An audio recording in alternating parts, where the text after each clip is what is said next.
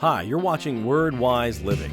On this episode, we're asking the question, why do we not get what we seek? In this series, From the Very Beginning, we're looking to the book of Genesis, and in it we see reason to hope. Because when God speaks, darkness turns to light, chaos to order, and emptiness is filled with life. And God is still speaking light and order and life into our lives today through His Word. In the book of Genesis, we also find our purpose in being made in the image of God. Images are to declare who the King is and what His kingdom is like. Well, in this video, we look at the events in Genesis chapter 11. In Genesis 11, we see an example of what I believe is a universal truth. And it is this: when we seek something that only comes from God in ways other than how God has designed us to get it, it results in the opposite. Maybe an example will help. Maybe you've seen this to be true. When we seek security through control, well, we typically end up getting less and less control, and we feel less and less secure. Or when we seek peace through circumstances and we find comfort in consistency, well, we often don't experience peace because circumstances change because they're not consistent. Or when we seek joy through possessions, but those possessions let us down and we usually end up disappointed in the end. Or when we seek our identity and our value through the eyes of others, we inevitably end up feeling confused and eventually worthless. Whether it's stability or satisfaction, solace or salvation, when we seek those things in ways opposite of how God has designed, well, we tend to receive the opposite: instability and dissatisfaction, distress and enslavement. Or to state it another way, when we seek something horizontally that we should seek from God vertically, we get the opposite. Well, there's an account of this misguided and misplaced effort recorded in Scriptures in Genesis 11. I'm going to read the first 9 verses. It says this: "Now the whole earth had one language and the same words. And as people migrated from the east, they found a plain in the land of Shinar and settled there. And they said to one another, 'Come, let us make bricks and bake them thoroughly.' And they had brick for stone and bitumen for mortar. And they said, 'Come, let us build ourselves a city and a tower with its top in the heavens. And let us make a name for ourselves, lest we be dispersed over the face of the whole earth.' And the Lord came down to see the city and the tower, which the children of man had built. And the Lord said, 'Behold, they are one people, and they all have one language, and this is only the beginning of what they will do. And nothing they propose to do will now be impossible for them. Come, let us go down and confuse their language, so that they may not understand one another's speech.' So the Lord dispersed them from there over the face of all the earth.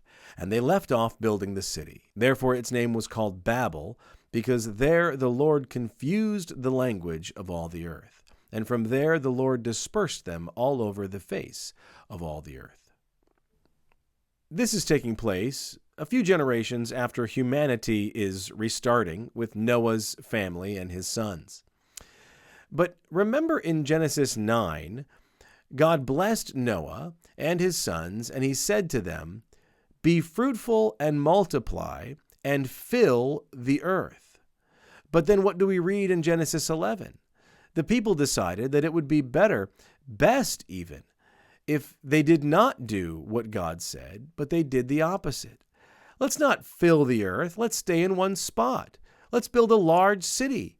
Let's not live as images of God to declare who the King is and what His kingdom is like. No, let's make a name for ourselves. Now, don't be confused. This tower, and I've heard this taught many times, I believe incorrectly, this was not an attempt to reach God by somehow creating a staircase tall enough to reach heaven. No, when it says a top in the heavens, it just means really tall. So what their goal was, their aim was to make a name for themselves. Their goal was to pursue security by building a city and staying together. Let's be somebody by doing something great. Let's make a name for ourselves. Let's not spread out and be scattered and fill the earth. Let's stay put. You see, they were seeking something. They were seeking an identity, a name, glory, and they're seeking it horizontally by accomplishment, construction, building. Likewise, they are seeking something. They're seeking security, but they're seeking it horizontally by building a city, which usually had a wall and sticking together and not scattering. So God came down and he confused their language, forcing them to scatter. Imagine the scene. One moment you're talking with your friend saying, "Hey, hand me that brick over there." And the next minute, all you hear is gibberish all around you. They couldn't understand each other. They couldn't function. They couldn't relate to one another. So they disbanded. They were forced to scatter. And what was the result? What did they receive? Did they get a name? Did they gain glory? Did they establish an identity? Well, they gained confusion and infamy and disgrace. Did they gain security? Did they stay together? Did they avoid scattering?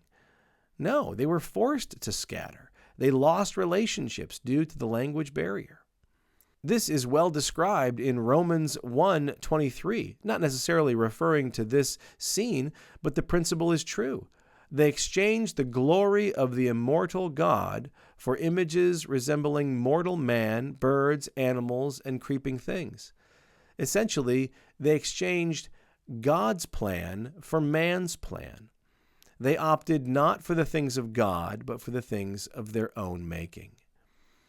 Another way this is put in the New Testament is James 4, verses 2 and 3.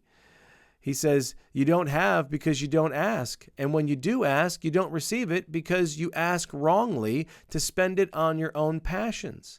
I want what I want in the way I want it. I don't want what you want for me, God. I want what I want." Well, let me leave you with this. God confusing their language was not punishment. It was a mercy and a grace.